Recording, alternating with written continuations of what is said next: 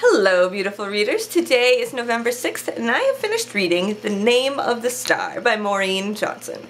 This book is just a delightful little traipse through London. We have a gal named Rory who is living down in New Orleans, or near New Orleans in Louisiana at the beginning of the novel, and her parents are both university professors who believe in world travel. So, for her senior year, she gets to go to London to go to school. Well, they teach university at Bristol.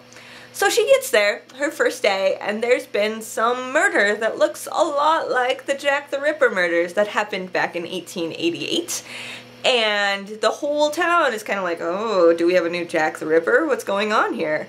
And so she gets there, and she doesn't quite know what to take of that, but she gets there and sees Jazza, her new roommate, and Charlotte, the head girl, is kind of a jerk, and she meets this boy named Jerome, who ends up being kind of the interest, and he is also like a Ripperhead. He wants to know everything he can about Jack the Ripper, and he wants to get into journalism, so he's constantly asking those questions and like takes him to the murder scenes and really gets interested in all of those kind of things.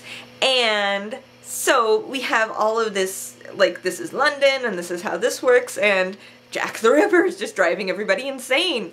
So about halfway through maybe, there's a big supernatural turn.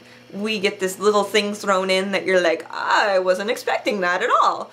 And I think Maureen does a really good job. She pulls in that supernatural element, gives it a base, gives it rules as to why certain people have the ability to do these things, and just fantastically well written. And I think it's probably not so over the top that people who aren't normal fantasy readers, I think they would still be able to get into it and really enjoy it.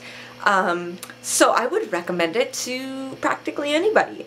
I think perhaps the gore might get a little sketchy at times, but it's not bad. I mean, it's general explanation, it's not like detailed, but if you're squeamish, it might be problematic.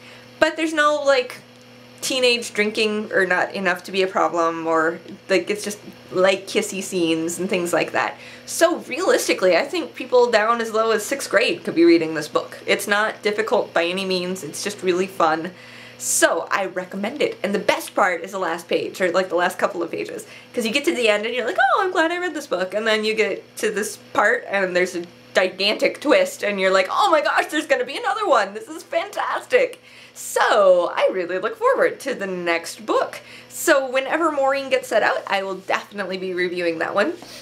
Jack Kerouac, On the Road, I did attempt to read. It's really difficult, kind of deep, so I need to put more concentration into that. But I will be spending the month of November reading The Inheritance Cycle by Chris Poloni, because Inheritance, the 4th book, is finally coming out.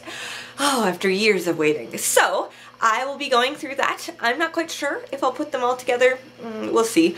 If you have any questions, comments, suggestions, put them below, and I will get back to you. You all have a fantastic day, and keep reading.